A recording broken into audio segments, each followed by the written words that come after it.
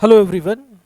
आज हम समझेंगे SR Bommai versus union of India supreme court 1994 के बारे में, जो कि बात करता है आर्टिकल 356 के प्रेसिडेंट रूल के बारे में। प्रेसिडेंट रूल किन कंडीशंस पर लगाया जा सकता है, कब हम इसको इम्पोज कर सकते हैं, इसके बारे में ये केस हमारे को बताता है। एक टाइम ऐसे आया इंडिया के अंदर जब प्रेसिडेंट रूल लगाना बहुत कॉमन हो गया था और बार बार राज्यों में प्रेसिडेंट रूल इम्पोज कर दिया जाता था। और ये प्रॉब्लम इतनी सीवियर थी कि 1950 से लेकर के 1990 तक ऑलमोस्ट 100 बार भारत में अलग अलग राज्यों में राष्ट्रपति शासन लागू किया गया। और जब से ये लैंडमार्क जजमेंट आया तब से लेकर आज तक ऑलमोस्ट 26-27 बार ही राष्ट्रपति शासन लागू हुआ है। इसका मतलब है जब 100 बार राष्ट्रपति शासन लग रहा है तो हमारी डेमोक्रेसी के ऊपर एक बहुत बड़ा सवाल खड़ा हो जाता है। हमारे इंडिया के फेडरल स्ट्रक्चर के ऊपर एक बहुत बड़ा सवाल खड़ा हो जाता है। और इसी प्रॉब्लम को ध्यान में रखते हुए ये एसआर बोमई केस आया। हम अच्छे से जानते हैं 1977 में भी जब मोरारजी देसाई जी की सरकार थी तो उस समय भी 9 कांग्रेस के राज्यों में राष्ट्रपति शासन लागू कर दिया गया। बाद में जब कांग्रेस की सरकार आई तो उन्होंने उनके राज्यों में सरकार गिरा करके राष्ट्रपति शासन लागू करा दिया। 1992 में 3 राज्यों में जहां जनता दल की सरकार थी वहां पर राष्ट्रपति शासन लागू करा दिया।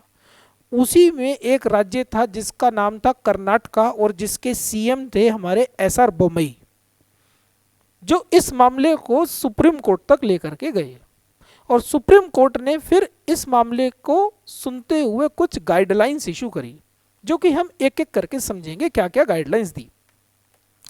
सबसे पहली बात, सुप्रीम कोर्ट ने कहा कि जस्ट बिकॉज कि प्रेसिडेंट का रूल इंपोज हुआ है तो हम इस प्रेसिडेंट के डिसीजन को सुप्रीम कोर्ट में नहीं ले जा सकते। ये बात बिल्कुल गलत है।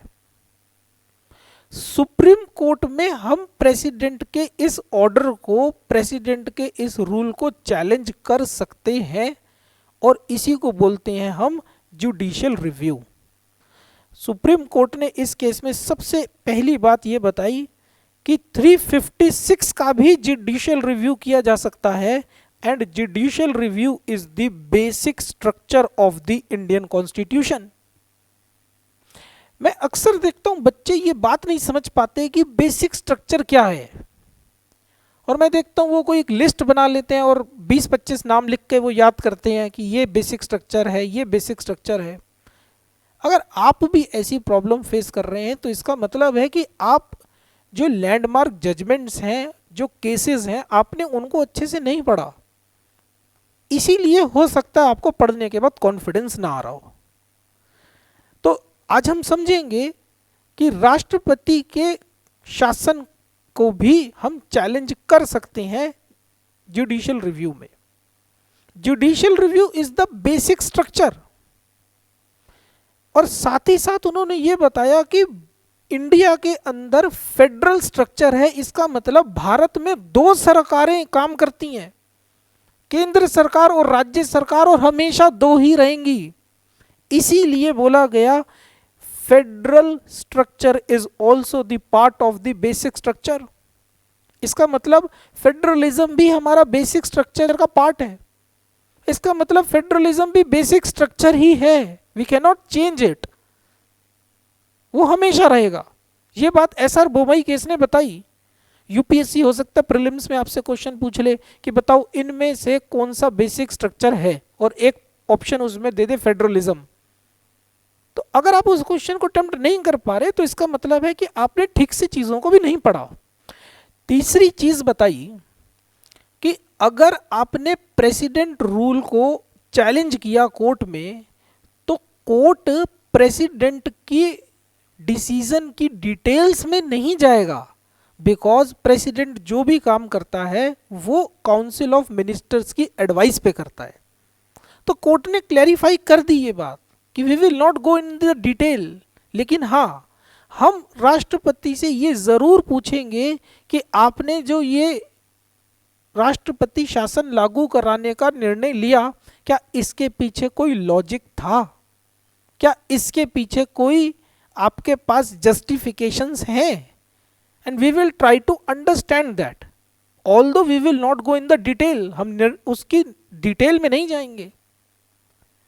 अगर कोई लॉजिकल हुआ, अगर कोई लॉजिक हुआ, अगर कोई जस्टिफिकेशन प्रेसिडेंट के पास हुई, तब तो वो निर्णय सही माना जाएगा।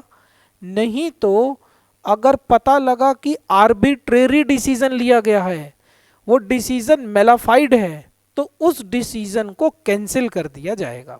इसका मतलब है प्रेसिडेंट के पास ये रूल लगाने से पहले कोई लॉजिक होना चाहिए, उसके पास कोई जस्टिफिकेशन होनी चाहिए। इसका मतलब प्रेसिडेंट आर्बिट्रेरी इसको नहीं इम्पोज कर सकते, मेलाफाइड इंटेंशन नहीं रख सकते इसको लगाने से पहले।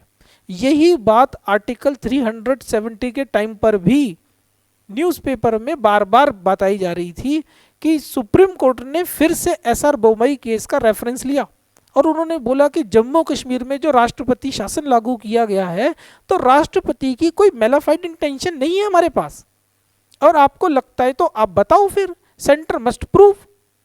अगली बात ये मन में आती है कि अगर कोर्ट में गए राष्ट्रपति के मुद्दे को लेकर के, तो कोर्ट में प्रूव कौन करेगा? केंद्र सरकार प्रूव करेगी कि उन्होंने जो ये एडवाइस करी थी, जो राष्ट्रपति से राष्ट्रपति शासन लागू करवा दिया, कि वो सही था या गलत था, या फिर स्टेट गवर्नमेंट प्रूफ करेगी? कोर्ट में प्रूफ कौन करेगा? बर्डन ऑफ प्रूफ किसके ऊपर, किसके पास होगा? सेंट्रल गवर्नमेंट प्रूफ करेगी कि राष्ट्रपति का शासन बिल्कुल ठीक था, या फिर ये स्टेट प्रूफ करेगा ये ऑर्डर बिल्कुल गलत था? तो बोला गया इस केस में बर्डन ऑफ प्रूफ किसके पास होगा? बर्डन ऑफ प्रूफ होगा यूनियन गवर्नमेंट के पास, यानी कि केंद्र सरकार प्रूफ करेगी कि तुमने जो ये निर्णय दिलवाया ये सही था या गलत था, मेलाफाइड था या फिर ये लॉजिकल था। सुप्रीम कोर्ट ने यहां पर एक बात और बताई कि अगर सुप्रीम कोर्ट को पता लगा कि ये जो तुमने डिसीजन लिया है ये गलत है, ये मेलाफाइड है, तो उस केस में उस स्टेट गवर्नमेंट को दोबारा से रिवाइव कर दिया जाएगा, आपके ऑर्डर को कैंसिल कर दिया जाएगा, वो सरकार फिर से आकर के शासन करना शुरू कर देगी। प्लस नेक्स्ट बात बताई कि राष्ट्रपति को राष्ट्रपति शासन लागू करने में जल्दबाजी नहीं दिखानी चाहिए। इसका मतलब आप स्टेट की लेजिस्लेटिव असेंबली को डिसॉल्व करने की जल्दी मत करो। आप स्टेट की लेजिस्लेटिव असेंबली यानी कि राज्य की विधानसभा भंग करने की जल्दी मत करो, आप उसको पहले सस्पेंड कर दो, और सस्पेंड करने के बाद पार्लियामेंट से अप्रूवल लो कि मैं इस राज्य की विधानसभा भंग करना चाहता हूं, क्या मैं भंग कर दूं? अगर आपको पार्लियामेंट के डिस्कशन के बाद अप्रूवल मिल जाती है तब आप इस काम को कर सकते हो, अदरवाइज आप नहीं कर सकते। और आपको अगर अप्रूवल नहीं मिली, इसका मतलब वो स्टेट गवर्नमेंट दोबारा से काम करना चालू कर देगी। इसका मतलब ये शक्ति सिर्फ राष्ट्रपति के पास खुद नहीं है, पार्लियामेंट से उसको पूछना पड़ता है। यही चीज जम्मू कश्मीर में भी हुई। जब 370 की बात आ रही थी, 370 लगा, हमने लास्ट वीडियो में हमने डिस्कस की है ये बात, 370 हटाने से पहले जब प्रेसिडेंट रूल वहां इम्पोज किया गया, तो बाद में पार्लियामेंट ने प्रेसिडेंट रूल के उस ऑर्डर को रेटिफाई कर लिया। अब हो सकता है यूपीएससी आपसे क्वेश्चन पूछ ले इसी आर्टिकल 356 से रिलेटेड कि जब प्रेसिडेंट रूल पार्लियामेंट से अप्रूवल के लिए जाएगा तो पार्लियामेंट से कौन सी मेजॉरिटी चाहिए होगी? सिंपल मेजॉरिटी चाहिए होगी या स्पेशल मेजॉरिटी चाहिए होगी? तो आंसर इज सिंपल मेजॉरिटी चाहिए होगी, आपको स्पेशल मेजॉरिटी नहीं चाहिए। ये सिंपल मेजॉरिटी का मामला है। एनीवेज, नेक्स्ट सुप्रीम कोर्ट ने एक बड़ी इंपॉर्टेंट बात बताई कि अगर राष्ट्रपति को लगता है कि स्टेट गवर्नमेंट जो है उसके पास अब मेजॉरिटी नहीं है और मैं अब इस स्टेट गवर्नमेंट की सरकार गिरा देती हूं, तो आप ऐसे नहीं गिरा सकते। आप उस विधानसभा के फ्लोर पर जाकर के उसकी मेजॉरिटी पहले चेक कराओ कि क्या वहां की सरकार के पास मेजॉरिटी है या नहीं है। अगर उसके पास बहुमत है, समर्थन है, तो आप फिर उस केस में उस सरकार को नहीं गिरा सकते। तो इसका मतलब है फ्लोर टेस्ट की बात की गई। Before floor test, floor test से पहले आप उस राज्य की सरकार को नहीं गिरा सकते। नेक्स्ट इज, अगर केंद्र की सरकार बदल जाए, यानी कि अगर यूनियन गवर्नमेंट चेंज हो जाए, तो this is not the ground कि आप दूसरे राज्य की सरकार गिरा दो। जैसे एग्जांपल के लिए बीजेपी लेट सपोज हटकर वहां पर कांग्रेस आ गई, और क्या कांग्रेस आ गई तो क्या कांग्रेस बाकी जहां जहां बीजेपी की सरकार है, जिन जिन राज्यों में, उधर की राज्यों की सरकार को गिरा देगी? This is not the valid ground. Just because कि सेंटर में गवर्नमेंट चेंज हो गई है तो आप किसी की स्टेट गवर्नमेंट को भी चेंज कर दोगे। No, this is not the valid ground. तो इसका मतलब है सेंट्रल गवर्नमेंट के चेंज होने की वजह से आप आर्टिकल 356 इंपोज नहीं कर सकते। This is not the valid ground.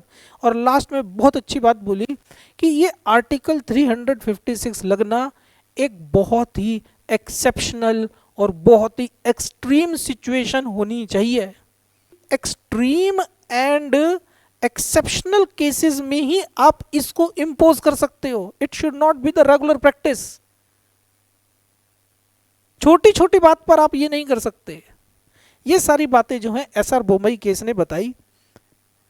और यूपीएससी के अंदर आपको समझना होगा कि आर्टिकल 356 में आखिरकार दे क्या रखा है। और अगर आप आर्टिकल 356 नहीं समझते तो या आपने नहीं पढ़ा तो यू मस्ट रीड दिस। और जब आर्टिकल 356 पढ़ें तो साथ में 365 पढ़ें, क्योंकि आर्टिकल 356 कभी भी हम अकेला नहीं पढ़ते। We always read article 356 with 365।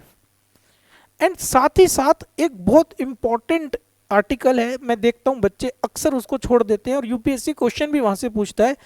Article 355, ये आप ऐसे समझें कि ये तीनों आर्टिकल का एक ट्रायंगल है। आर्टिकल 355, आर्टिकल 356 एंड आर्टिकल 365, ये थ्री ट्रायंगल है। ये तीनों चीज़ों को जब आप पढ़ेंगे तभी आप समझ पाएंगे इंडिया के कॉन्स्टिट्यूशन को अच्छे से।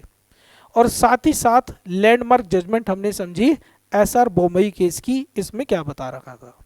एक सुप्रीम कोर्ट की जजमेंट और है, Rameshwar Prasad versus union of India 2005 की। उसके अंदर कुछ एडिशनल ग्राउंड्स बता रखे हैं, तो आप चाहें तो Rameshwar Prasad versus union of India 2005 की जजमेंट भी पढ़ेंगे इसके साथ, तो आपको समझ में आएगा। इन केस आपको कोई प्रॉब्लम आई इसको समझने में तो आप मैसेज करके बता सकते हैं, मैं उसके ऊपर भी वीडियो बना दूंगा।